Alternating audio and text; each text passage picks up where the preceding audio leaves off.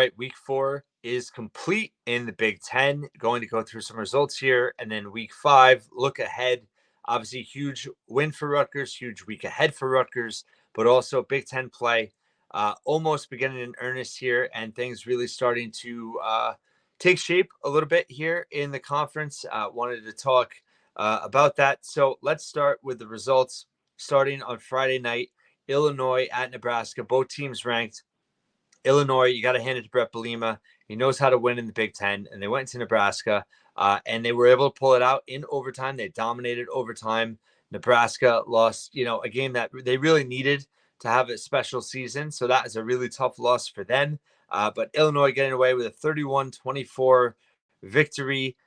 They were losing, at halftime, came back and was able to just overcome a lot. Dylan Raiola, a very good game still for Nebraska. But overall, Illinois just showed up in overtime in a way that, it wasn't even close in terms of how they dominated on both sides of the ball.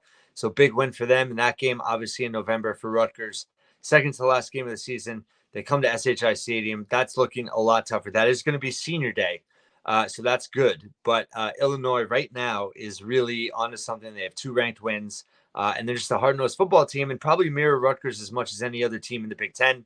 Then Ohio State easily over Marshall 49-14. Penn State over Kent State 56-0. Big results in the Big House. Michigan able to overcome USC. They bounced back from that bad loss to Texas. Ran the ball a ton. Not a lot of trust in their quarterback, but they're now 3-1, 1-0 in Big Ten play. USC loses their first ever Big Ten game on the road. Obviously, Rutgers going to the Coliseum at the end of October. That game, is certainly winnable. I wouldn't say Rutgers is anywhere close to being favored, but USC is not invincible either. And you saw what Michigan was able to do in terms of controlling the game on the ground. So that is something to note. UCLA went to LSU. UCLA is not very good so far this year, but they were tied at the half 17-17. LSU is ranked 16th in the country. Ultimately, did not have enough. LSU won 34-17, but UCLA probably at the bottom of the conference right now, other than Purdue and Rutgers getting in for homecoming that third week of October. Coming up not too far from now. Indiana blowing out a not good Charlotte team 52-14. Maryland beating Villanova 38-20. You had Washington, who's coming to SHI Stadium on Friday, beating Northwestern 24-5 in their first ever Big Ten game and winning that. So that was impressive for them. Not a particularly close game at all. And we'll get a little bit more into that in a minute. Then you had Iowa on the road at Minnesota, winning 31-14. The red bandana game, Boston College, really close game. Michigan State had chances to win that game, but ultimately lost 23-19. But certainly a tough team, Donovan Smith's first year as head coach. Purdue then, laying an egg against Oregon State, who's, not a bad team, but won 38-21. Purdue now 1-2 after getting blown out by Notre Dame. And then obviously Rutgers with the all-important 26-23 win at Virginia Tech. And I went into depth with that in terms of the rapid reaction and in terms of big picture thoughts on the team now that they have overcome and won that game. And now you turn the page to Washington in week 5. From a Big Ten perspective, obviously a lot of league play now going into week 5. And all you have is conference games on the slate. So we're in the mix now, and it's the end of September. October is approaching, and things are really going to start to take shape within the league. And it's a big weekend for the entire Big Ten. But for Rutgers, getting it started, going to be on Fox, 8 p.m. Friday night, hosting Washington. It's a blackout. Washington's 3-1. Rutgers with a chance to go 4-0 in September and head into October undefeated with I said this in my big picture episode. There's no one on the schedule that Rutgers can't beat.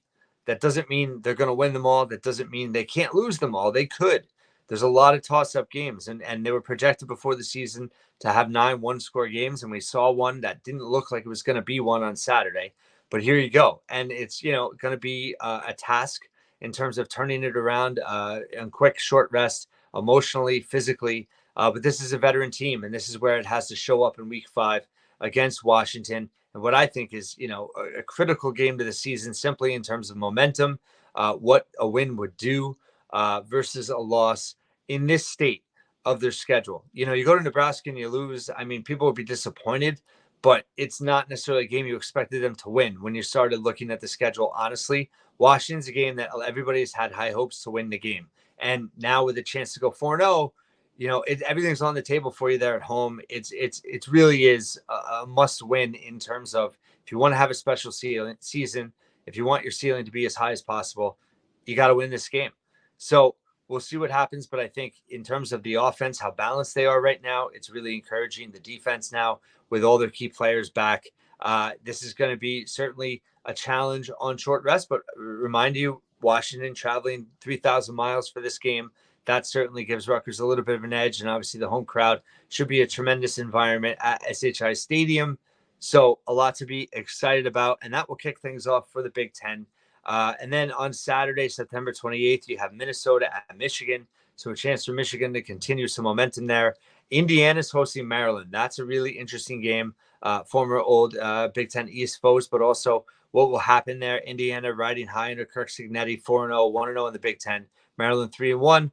Lost that home game to Michigan State. That was a really bad loss for them. I've talked about, I thought with Mike Locksley and not having, their quarterback anymore, that this could be a season things could go kind of, the wrong way for them. And Rutgers obviously playing them the 10th game of the season in November. So that's a very interesting game from a Rutgers perspective to watch. You have Nebraska at Purdue. Hopefully Nebraska bounces back pretty well with Rutgers going there the following week. Wisconsin at USC. Wisconsin banged up without Tyler Van Dyke, their quarterback. They were off last week. They're 2-1 coming off a bye, going to USC, who just lost to Michigan. So that's an interesting game to watch. That's at 3:30 at CBS. By the way, going through the spreads here, I'll just go back. Rutgers is favored right now, 2.5 against Washington. Michigan's favored by 10 against Minnesota. Indiana is favored by 7 over Maryland. Nebraska is favored by 10 at Purdue. USC is favored by 14.5 against Wisconsin. Michigan State hosting Ohio State. Ohio State is 24.5-point road favorites, number 3 in the country. That will be an interesting game to watch, but obviously talent-wise, they should win that game pretty handily, but a big opportunity for Jonathan Smith, but tough coming off that loss. Illinois at Penn State, I'd say conference-wise is the marquee game of the week. Illinois ranked now 19th, 4-0, 1-0 in the Big Ten. Penn State 3-0, had a bye, and then won big this past weekend against Kent State. Penn State's favored by 18. I think that's going to be a much closer game. We'll see if Illinois is for real or not. But that's a huge game for Rutgers fans to watch from a perspective in terms of obviously Penn State's not on the schedule, but Illinois is looming large now at the end of the season. And that could be, who would think that could be maybe 2 8-9 win teams going head to head in late November? That would be Big Ten football at its best in terms of the battle in the trenches. And then you have Oregon at UCLA, kind of funny, old Pac-12 foes meeting as Big Ten foes. They're UCLA's second Big Ten game, Oregon's first, and that is in the Rose Bowl. Oregon big favorites, 24.5 points. So, a lot of teams on, 7, 8, only 8 conference games this coming week. So you have 2 teams on a bye. And now is where, the standings are going to shake up. I'm going to start doing tiers, I think, after this week, once we really get into Big Ten play after this week. But for Rutgers, everything is right there for you. Obviously, you want to start 1-0 in Big Ten play. That win over Virginia Tech, so huge for momentum, so huge for confidence, for overcoming adversity. But now things really start to get real in terms of Big Ten play. And Rutgers has a chance to have its first ever winning record in Big Ten play. Mind you, however many wins they get for the season, they can actually have a winning record in Big Ten play for the first time ever. And that would be a huge marker. We talked about their success against ACC foes in non-conference play. Obviously, last year going to a bowl game, and winning those games in the conference, but they've never been able to win 5 Big Ten games. And now you have a chance, and starting 1-0 is really paramount to being able to do that. So a lot to come this week in terms of analysis, previewing. David Anderson will be back. But overall, I think for Rutgers is as in terms of their mentality, in terms of what they have on the field right now, and their balance, I think, on all sides of the ball. Special teams, I didn't really touch on too much. Jay Patel had an off day. I thought their punter, Anderson, I thought he was pretty good. He's not pretty. He doesn't have the best form. The kicks are a little bit ugly ducklings, I guess you could say. But listen, he had 2 kicks, 50 plus. He averaged almost 48 yards a kick.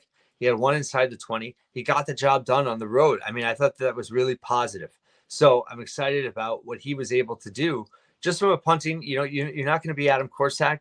You're not going to be Ryan Anderson, but just be Jacob Anderson and just be solid. And if they could do that for Rutgers, that's enough. I really believe that. Obviously, with coverage, with pump block, all that needs to come through as well. Not much in the return game so far, but special teams, that could certainly, in the game where it's short rest, one team travels cross country. Rutgers is coming off an emotional win. I think special teams is going to play a big part in this game on Friday night. Blackout, Rutgers, 8 p.m. Fox. I'll have plenty more previewing this game, but week 5 for the Big Ten in earnest, 8 league matchups, a lot of compelling games, but really I think that Penn State Illinois game is really exciting. But a lot from a Rutgers perspective, there's a lot of games to keep an eye on, and hopefully you do that with a 4-0 team after Friday night. We'll have plenty more to discuss. I also have a lot of hoops coverage coming up this week, so check it out here at the Scarlet Faithful Podcast. Thanks so much for listening and watching once again.